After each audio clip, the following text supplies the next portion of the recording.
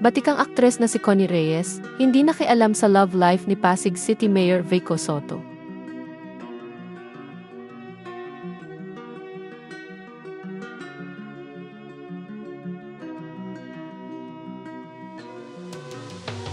Naging bisita ang batikang aktres na si Connie Reyes sa programang Fast Talk with Boy Abunda nitong Lunes, September 2, 2024.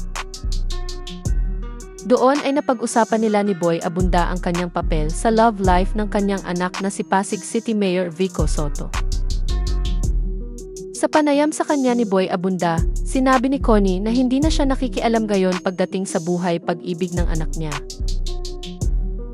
Ayon pa sa kanya, tumigil na siyang magtanong sa anak niya tungkol sa mga bagay na may kinalaman sa kasintahan o sa pag-aasawa.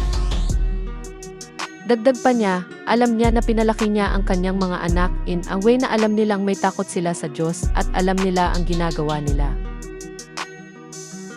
Anya, noong araw ginagawa ko, do you have the girlfriend na? Do you like somebody? Noon yon, ayoko na. He had girlfriends, friends, mga classmates niya before, mga ganyan and they will all go out as a group. You know they will go out something like that for a break. Pero hindi naman kasi ako alam ko na I've raised my children in a way na they know that they have the fear of God. They know what they are doing. Si Mayor Vico ay anak ni Connie sa batikang actor, comedian at host na si Vic Soto. May dalawang anak din si Connie kay Larry Mumar, sina LA at Carla Mumar.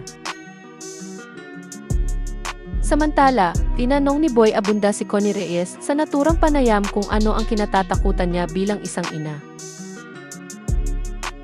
Sagot ng aktres, na makalimutan ako ng mga anak ko.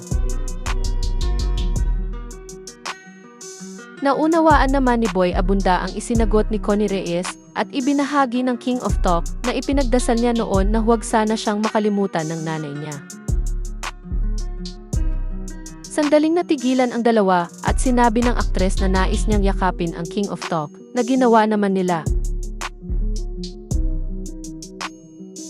Mapapanood ang batikang aktres sa Philippine adaptation ng Korean series na Shining Inheritance kasama sina Kylene Alcantara, Kate Valdez, Michael Sager at Paul Salas.